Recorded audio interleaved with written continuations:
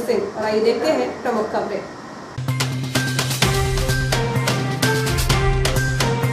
मानव सेवा के आगे बौनी साबित हो रही दिव्यांगता, गजब हौसला।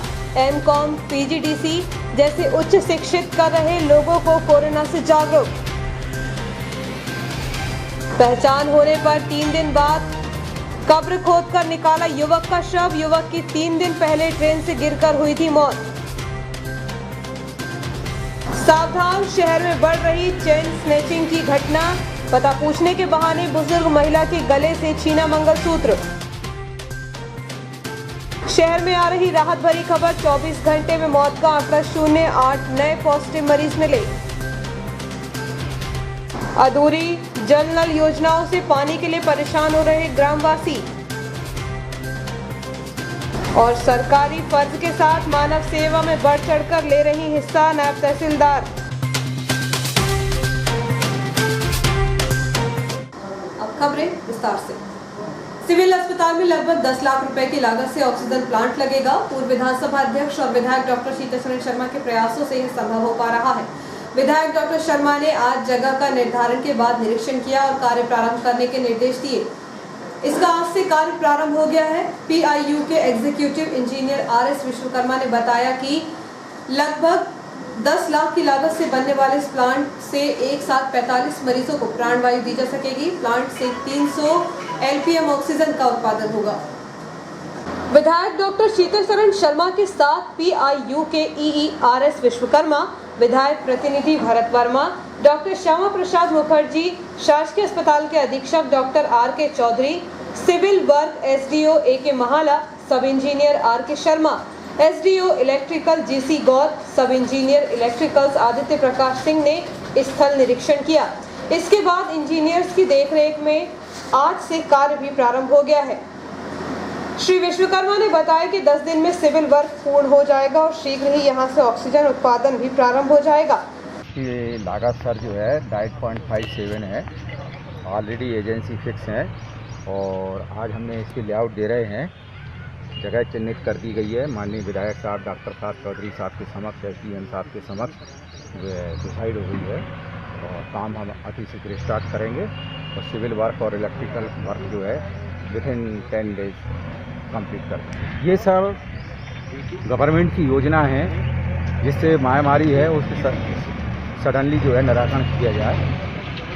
10 डेज में हमारा सिविल और इलेक्ट्रिकल वर्क कंप्लीट हो जाएगा। प्रोडक्शन मतलब जो है उसमें 5% कंपनियों को बता दिया गया है, ऑर्डर दे दिए गए हैं।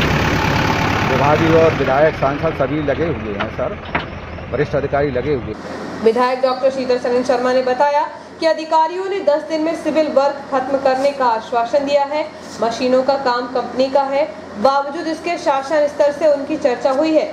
जून के दूसरे हफ्ते तक उत्पादन प्रारंभ होने की उम्मीद की जा रही है। प्लांट 5 गुना 10 मीटर में बनेगा, जिससे पाइपलाइन के जरिए वार्ड में ऑक्सीजन पहुंचेगी।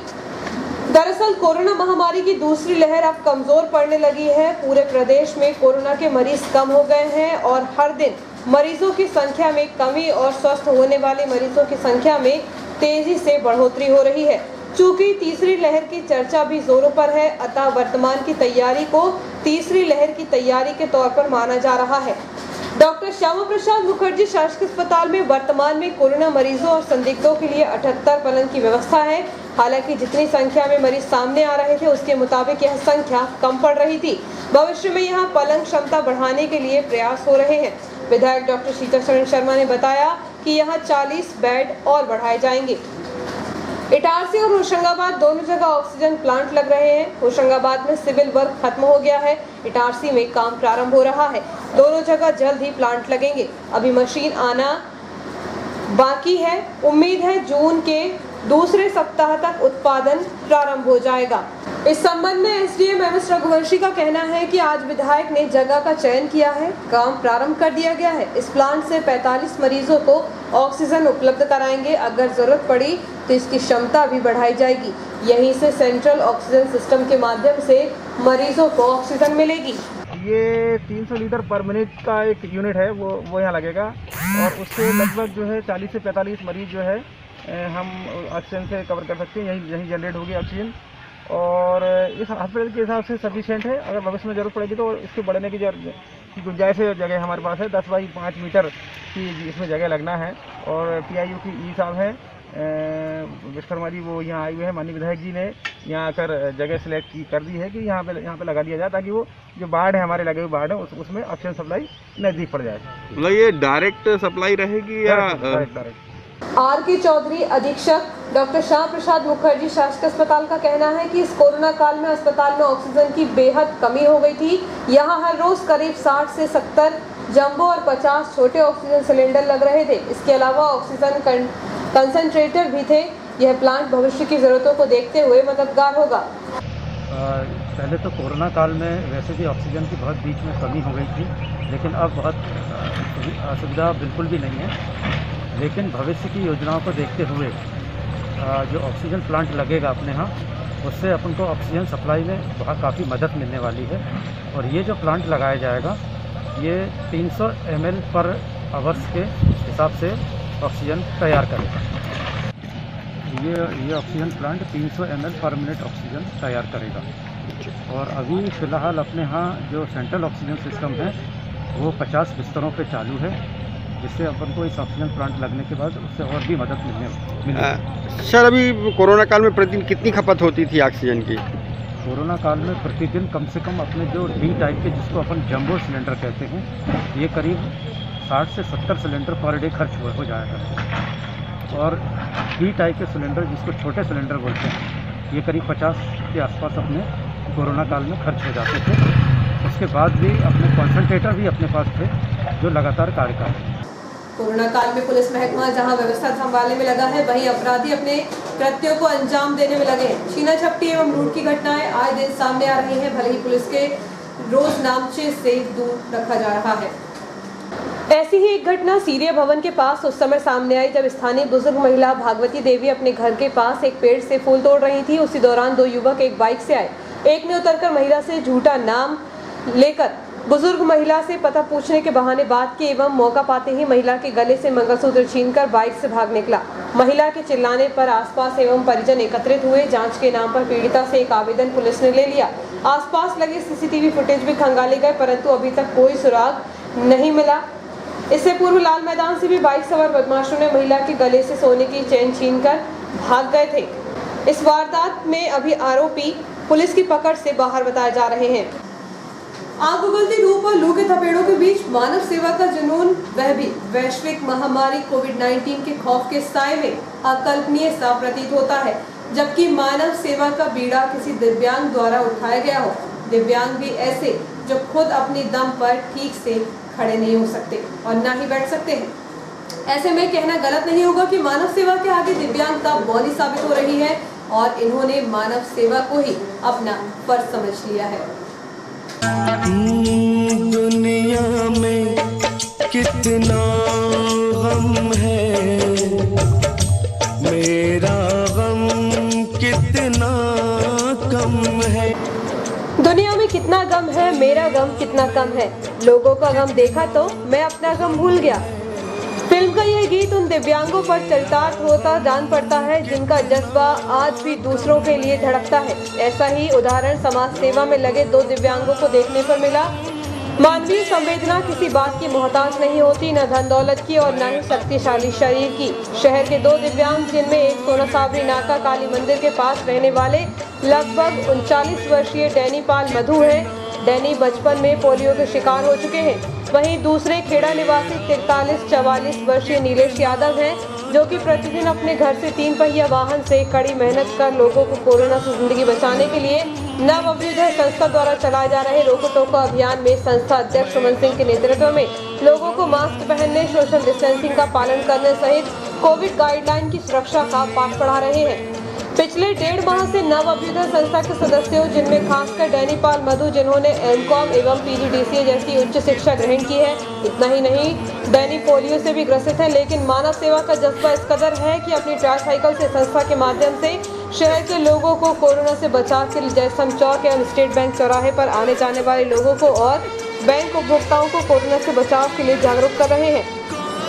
नवअभ्युदय संस्था के ही एक और दूसरे सदस्य नीलेश यादव, जिनके कमर से नीचे का शरीर काम नहीं करता, लेकिन मानव सेवा का जुनून इतना है कि संसद सदस्यों की मदद से व्हील चेयर पर बैठ शहर के विभिन्न क्षेत्रों में जाकर लोगों से कोरोना से बचाव के लिए सरकार की गाइडलाइन का पालन करने का अनुरोध करते हैं। साथ ही सड़क पर खड़े हाथ ठेले वालों को भीड़ न लगाने की हिदायत देते हैं। इन दिव्यांगों की जागरूकता भरी अपील और चिलचिलाती धूप में व्हील चेयर को हाथ से आगे बढ़ाकर देख काफी हद तक लोगों ने मास्क लगाना शुरू कर दिया है। कई बार यह भी देखने में आया है कि तेज रफ्तार वाहनों ने इन्हें ठोकर तक मारी है, परंतु सेवा का फल ही है कि जिसके चलते यह किसी दुर्घटना का शिकार नहीं हो सके। गम है मेरा, गम कितना कम है। आदिवासी विकासखंड केसला के अंतर्गत आने वाली अधिकांश ग्राम पंचायतों में नल जल योजना का कार्य अधूरा पड़ा है। ऐसे में ग्रामवासियों को गर्मी के दिनों में पेयजल के लिए आज भी गांव में लगे गिने चुने हेड पंपों के भरोसे रहना पड़ रहा है, जहां लाइन में खड़े होकर पानी भरने के लिए ग्रामीण मजबूर है। आदिवासी विकासखंड केसला के अंतर्गत ग्राम पंचायतों में रहने वाले ग्रामीणों को भरपूर पानी की सुविधा मुहैया कराने के उद्देश्य से शासन द्वारा शहरी क्षेत्रों की तरह ही नल जल योजना चलाई जा रही है, ताकि ग्रामवासियों को उनके घर में ही पानी मिल सके। नल जल योजना के तहत सभी गांव में ट्यूबवेल उत्खनन कर पानी की टंकियां बनाई जा रही हैं, जिससे पानी सप्लाई करने के लिए पाइपलाइन बिछाने के साथ प्रत्येक घरों में कनेक्शन दिए जा रहे हैं। लेकिन अधिकांश ग्राम पंचायतों की नल जल योजना अधूरी पड़ी है। ग्राम बाबई के अंतर्गत बाबई और धाई में पहले से योजना चल रही है, लेकिन इस पंचायत में आने वाले नयापुरा एवं एक अन्य टोले में अब तक योजना का पानी ग्रामीणों को नहीं मिल सका। इसी प्रकार पीपलढाना ग्राम पंचायत में भी कुछ घर छूट गए हैं, इसलिए योजना का विस्तार होना है, परंतु यहाँ भी कार्य अधूरा पड़ा है। ऐसे में उक्त गांव के लोगों को इस भीषण गर्मी के सीजन में भी योजना का पानी नहीं मिलेगा। यही वजह है कि ऐसे लोग गांव में लगे हैंडपंपों के भरोसे हैं, जहां ग्रामीणों को कतार में खड़े होकर पानी भरना पड़ रहा है। 4 ग्राम पंचायतों में कछुआ गति से काम चल रहा है। केसला ब्लॉक के अंतर्गत दहरी, जुझारपुर, घाटली और सोमलवाड़ा पंचायतें भी आती हैं।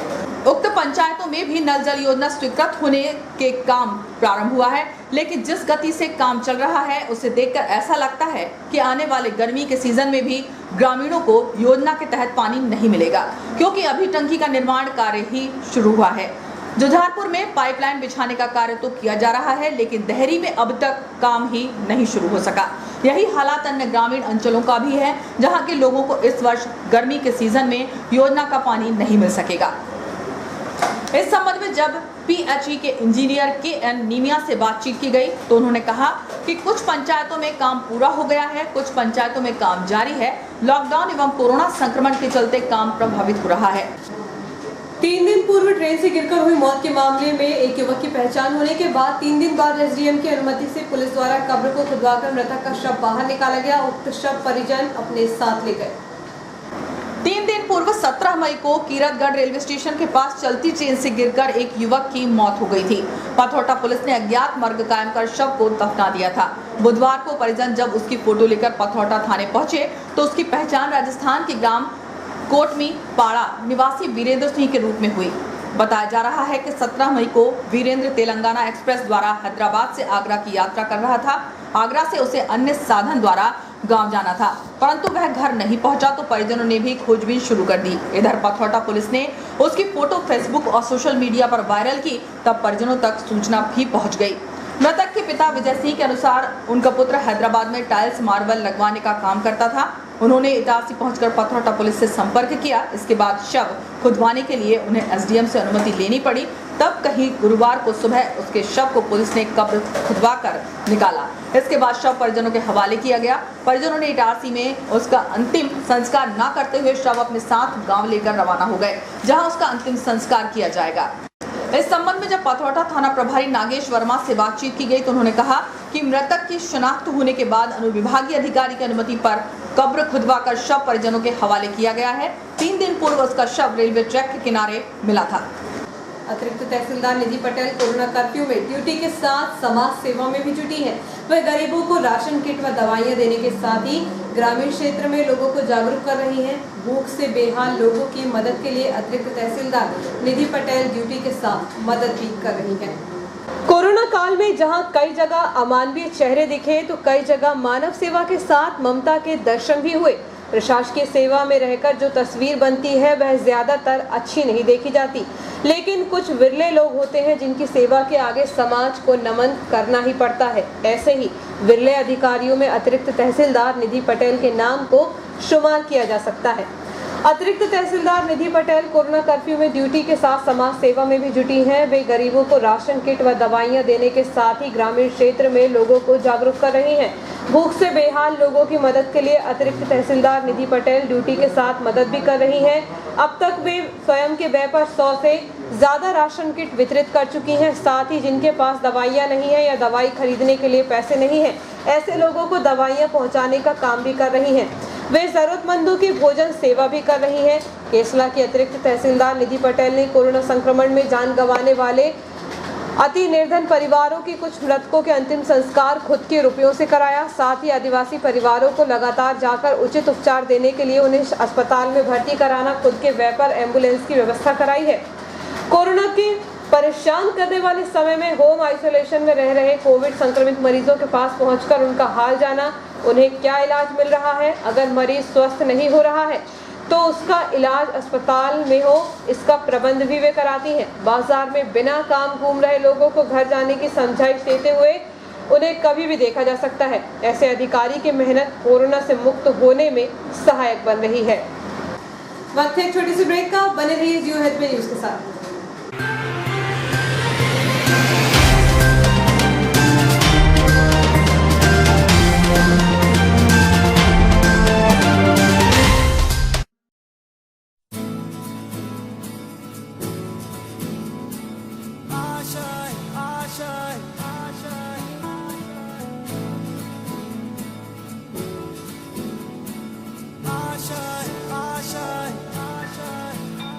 कुछ पाने की हो आस आस, कोई अरमा हो जो खास खास आशाएं, हर कोशिश में हो बार बार करे दरियाओं को आर पार आशाएं, तूफानों को चीर के मंजिलों को छीन ले आशाएं, ले दिल की उम्मीदें हंसे दिल की, अब मुश्किल नहीं कुछ भी, नहीं कुछ भी, आशाएं ले दिल की उम्मीदें हंसे दिल की, अब मुश्किल नहीं कुछ भी, कुछ पाने की हो आस आस, कोई अरमा हो जो खास खास आशाएं, हर कोशिश में हो बार बार करे दरियाओं को आर पार आशाएं, तूफानों को चीर के मंजिलों को।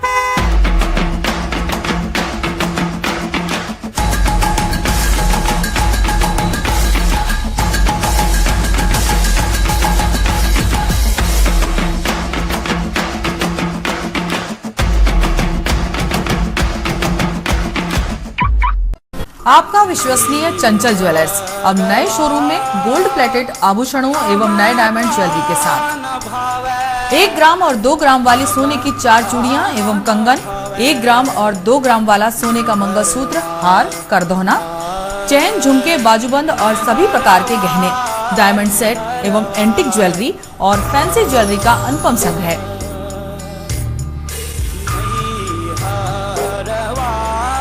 दुल्हन सेट किराए पर उपलब्ध है।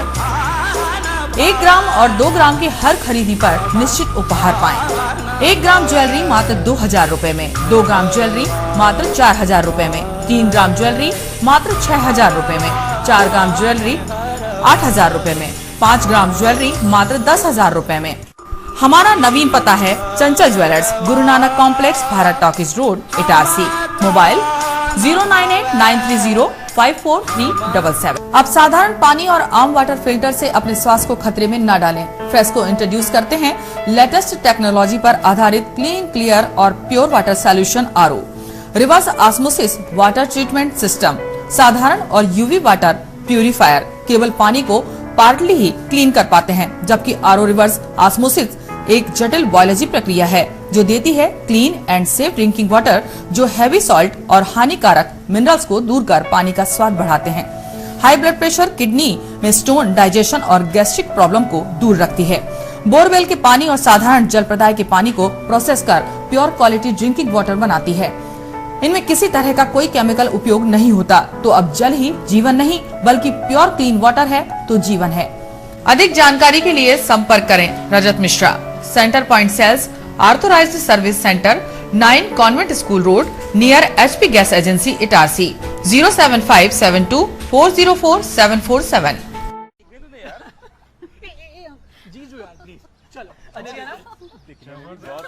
अजी ये शुरुआत नहीं, थोड़ा रिवाइंड करना होगा। मिलिए इस परिवार से जो एक मिनी इंडिया है। यहाँ हर डिसीजन से पहले ऑडियंस पोल लिया जाता है। ये हैं अजय, पापा यूपी के हैं, मम्मी पंजाब की। इसकी सिस्टर ने महाराष्ट्रियन लड़के को चुना और इनके फूफा जी का बेटा कोलकाता से है। चलें? पापा, मुझे वो बाइक चाहिए थी। ले लेंगे बेटा, पर वो जो सबको पसंद हो। जीजू आप बताओ। तेरी दीदी की शॉपिंग का खर्चा तो सब जानते हैं, पर पेट्रोल का ऐसा ना हो। अच्छी बाइक दे। मैं आप तेरे पापा मैनू घुमा सके पैसों की किचकिच के बगैर ऐसी चुनना। कॉलेज में हूँ तो कम खर्चे में गाड़ी चले तो ज्यादा अच्छा। बाइक कितना देती है और तुम हमसे कितना लोगे, ये इम्पोर्टेंट है। तो बेसिकली आप सबको चाहिए माइलेज और पापा को चाहिए माइलेज और पैसा वसूल वाली बाइक। तो मिल गई बेस्ट ऑन रोड माइलेज वाली बाइक। ये हुई ना बात। जनाब ऑल न्यू TVS स्पोर्ट घर ले आए और फिर हैप्पी एंडिंग तो आपने देख ही ली। अब आप पूछोगे कि ये स्टोरी इंडिपेंडेंस डे के दिन ही क्यों सुनाई, क्योंकि असली आजादी वही तो है जहां सबकी राय सुनी जाए और सबकी मांगे पूरी हो। जैसे कि हमने भी भारत की सुनकर 15% अधिक माइलेज वाली बाइक बनाई। इस स्वतंत्रता दिवस सबकी राय को एक समान आदर देना ठान लें। The all new TVS sport with ETFI technology, Bharat की बाइक, भारत का ऑन रोड चैंपियन, करे पूरी भारत की मांग। तो आज ही विजिट करें ताज TVS शोरूम, नागपुर रोड, पुरानी इटारसी। फोन नंबर 266282 और मोबाइल नंबर 80691399213 और दूसरा मोबाइल नंबर 9425039583।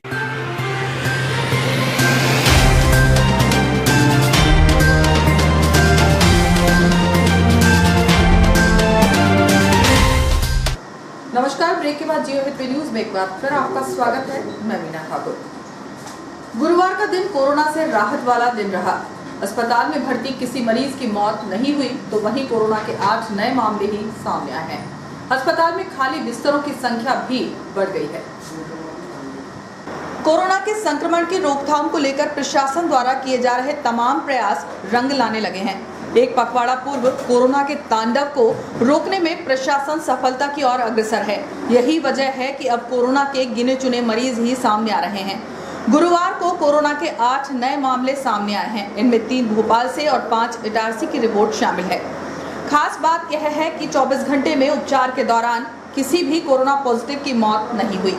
अस्पताल में मरीज घटने के कारण खाली बिस्तरों की संख्या भी बढ़ने लगी है। बताया जा रहा है कि शासकीय अस्पताल के आइसोलेशन और कोविड वार्ड में कुल 49 मरीज भर्ती हैं। हालांकि 44 की हालत नाजुक होने के कारण उन्हें ऑक्सीजन सपोर्ट पर रखा गया है।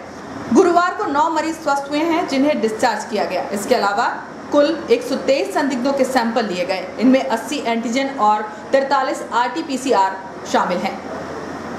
इस संबंध में जब अस्पताल अधीक्षक डॉक्टर RK चौधरी से बातचीत की गई तो उन्होंने कहा कि कोविड वार्ड में मरीज कम भर्ती हो रहे हैं, इसलिए 29 बेड खाली हैं। पॉजिटिव का आंकड़ा भी कम हुआ है। 8 पॉजिटिव मरीज आए तो वहीं 9 मरीजों को स्वस्थ होने पर डिस्चार्ज किया गया। इसी प्रकार रेलवे अस्पताल से भी एक मरीज डिस्चार्ज हुआ। बताया जा रहा है कि इंदिरा नगर निवासी महेश वर्मा, जिन्हें शुगर की बीमारी है, उनका ऑक्सीजन लेवल कम होने पर उपचार के लिए रेलवे अस्पताल में भर्ती किया गया था। लगभग 1 पखवाड़े तक भर्ती रखकर उनका उपचार किया गया। आज वे स्वस्थ होकर अपने घर पहुंचे हैं।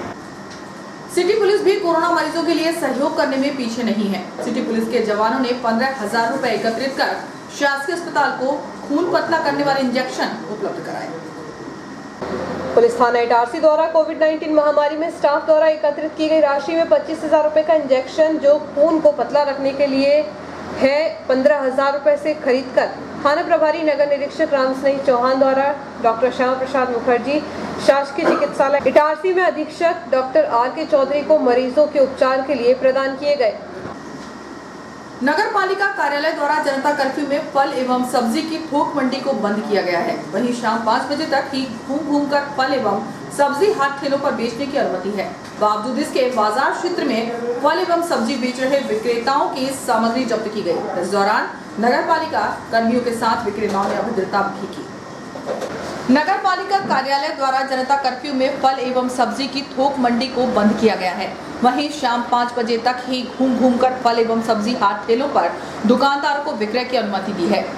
बावजूद इसके हाट ठेला व्यवसायियों द्वारा देर शाम तक फल एवं सब्जी का विक्रय किया जा रहा है। गुरुवार शाम करीब 6 बजे मुख्य नगर पालिका अधिकारी हेमेश्वरी पटले के नेतृत्व में 3 स्थानों पर नगर पालिका टीम की कार्यवाही के दौरान स्थानीय स्टेट बैंक चौराहा, सब्जी मंडी क्षेत्र और MGM कॉलेज मुख्य मार्ग पर लगभग 1.5 दर्जन हाथ ठेला पर फल एवं सब्जी विक्रेताओं की सामग्री को जब्त किया गया है।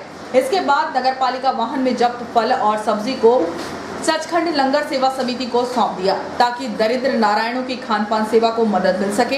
हाल ही में नगर पालिका की CMO श्रीमती पटले द्वारा सब्जी मंडी में थोक एवं फुटकर फल एवं सब्जी मंडी को बंद कर दिया गया है। बावजूद इसके हाट ठेलों पर दुकानदारों द्वारा जबरिया प्रतिबंधित क्षेत्रों के मार्ग पर ही खड़े रहकर कोविड-19 के नियमों का पालन नहीं किया जा रहा, जिसके चलते आए दिन हाट ठेले व्यवसायियों पर नगर पालिका की कार्यवाही की गाज गिर रही है। इधर गुरुवार की शाम नगर पालिका टीम द्वारा मौके पर की गई जब्ती की कार्यवाही के दौरान हाट ठेले व्यवसायियों द्वारा नगर पालिका टीम के कर्मचारियों के साथ अभद्रता की गई। उन्हें मारपीट की धमकी भी दी गई है, जिसकी जानकारी नगर पालिका टीम के कर्मचारियों द्वारा विभाग के वरिष्ठ अधिकारियों से भी की है। जनता कर्फ्यू के दौरान प्रतिबंध के बाद भी दुकानें खुल रही हैं। ऐसे एक फोटोकॉपी की दुकान को सील किया गया। इसके अलावा डेयरी संचालक पर जुर्माने की कार्यवाही की गई। शहर में जनता कर्फ्यू जारी है। दोपहर 12 बजे तक दुकानदारों को होम डिलीवरी की प्रशासन द्वारा अनुमति दी गई है, लेकिन लोभी दुकानदारों ने निर्धारित समय अवधि के बाद भी दुकान खोलकर वस्तुएं विक्रय कर रहे हैं, जिनकी सूचना मिलने पर प्रशासन की संयुक्त टीम ने मौके पर पहुंचकर बीती रात एक दुकान सील की और दूसरी दुकान के संचालक पर 1,000 रुपए का जुर्माना वसूला गया। नगर पालिका टीम से मिली जानकारी के अनुसार बुधवार की रात करीब 8 बजे मालवीयगंज मार्ग पर राज फोटोकॉपी की दुकान को कोविड गाइडलाइन का उल्लंघन करते हुए सील कर दिया। वहीं सूरजगंज मुख्य मार्ग पर संचालित अमूल डेयरी की दुकान समय अवधि के बाद भी खोलकर विक्रय करने पर नगर पालिका टीम द्वारा 1,000 रुपए का जुर्माना किया गया। गौरतलब है कि जनता कर्फ्यू की शुरुआत दूसरे चरण में 14 अप्रैल से हुई है। तब से लेकर वर्तमान में भी कर्फ्यू की अवधि को बढ़ाया भी गया है। शहर में बाजार क्षेत्र के साथ ही अन्य स्थानों में संचालित होने वाली लगभग 4 सैकड़ा से भी अधिक दुकान सील की जा चुकी है, परंतु आज भी हठधर्मी दुकानदार बारंबार प्रशासन की टीम के लिए सिरदर्द बने हुए हैं। ऐसे दुकानदारों के खिलाफ टीम सख्ती से कार्रवाई कर रही है। अखिल भारतीय विद्यार्थी परिषद द्वारा शुक्रवार से आरोग्य अभियान प्रारंभ होगा। संगठन के विभाग संयोजक द्वारा आरोग्य अभियान पूरे देश में चलाया जा रहा है, जिसके चलते शुक्रवार से केसला ब्लॉक के ग्रामीण क्षेत्रों में जाकर किया जाएगा। अखिल भारतीय विद्यार्थी परिषद द्वारा शुक्रवार से आरोग्य अभियान प्रारंभ होगा। संगठन के विभाग संयोजक विनायक ने बताया कि वर्तमान में विद्यार्थी परिषद द्वारा आरोग्य अभियान पूरे देश में चलाया जा रहा है, जिसके चलते कल से केसला ब्लॉक के ग्रामीण क्षेत्रों में जाकर अभियान शुरू किया जाएगा। अभियान में ग्रामीण क्षेत्रों में रहने वाले लोगों को थर्मल स्क्रीनिंग, ऑक्सीजन चेक एवं मेडिकल किट, मास्क भी वितरण किया जाएगा और इसका डेटा भी प्रशासन को भी उपलब्ध कराया जाएगा। इस अभियान में 10 लोगों की टोली बनाई गई है, जिसमें नगर मंत्री राकेश यादव, श्रेयंक तिवारी, कुलदीप डागर, सौरभ मेशकर, सौरभ कोरी, सागर सराठे, देवा भाट, निखिल प्रजापति, विवेक रैकवार को शामिल किया गया है। अखिल भारत हिंदू महासभा के पदाधिकारी के साथ मारपीट का मामला सामने आया है, जिसकी शिकायत उसने सिटी थाने में की है। शहर के स्थानीय पत्ती बाजार क्षेत्र में गुरुवार की सुबह कचरा फैलने के विवाद के बाद युवक के साथ दो लोगों ने मारपीट कर उसे जान से खत्म कर देने की धमकी दी। प्राप्त जानकारी के अनुसार फरियादी कन्हैया पिता रेवा प्रसाद रैकवार उम्र 42 वर्ष निवासी पत्ती बाजार द्वारा सिटी थाने में रिपोर्ट लिखवाई गई है कि गुरुवार की सुबह उसकी पत्नी ने घर के पास कचरा फेंक दिया। इसी बात को लेकर आरोपी जाफर एवं मुख्तार ने मेरे साथ गाली गलौज करते हुए मारपीट की, जिससे मैं घायल हो गया और मुझे जान से खत्म कर देने की धमकी भी दी गई। पुलिस ने इस मामले में धारा 294, 323, 506, 34 के तहत प्रकरण दर्ज कर लिया है। और अंत में मुख्य समाचार एक बार फिर। मानव सेवा के आगे बौनी साबित हो रही दिव्यांगता, गजब हौसला। एमकॉम, पीजीडीसी जैसे उच्च शिक्षित कर रहे लोगों को कोरोना से जागरूक। पहचान होने पर 3 दिन बाद कब्र खोदकर निकाला युवक का शव। युवक की 3 दिन पहले ट्रेन से गिरकर हुई थी मौत। सावधान, शहर में बढ़ रही चेन स्नैचिंग की घटना। पता पूछने के बहाने बुजुर्ग महिला के गले से छीना मंगलसूत्र। शहर में आ रही राहत भरी खबर, 24 घंटे में मौत का आंकड़ा 0, 8 नए पॉजिटिव मरीज मिले। अधूरी जल नल योजनाओं से पानी के लिए परेशान हो रहे ग्रामवासी। और सरकारी फर्ज के साथ मानव सेवा में बढ़ चढ़कर ले रही हिस्सा नायब तहसीलदार। इस बुलेटिन में इतना ही, आज्ञा दीजिए, नमस्कार।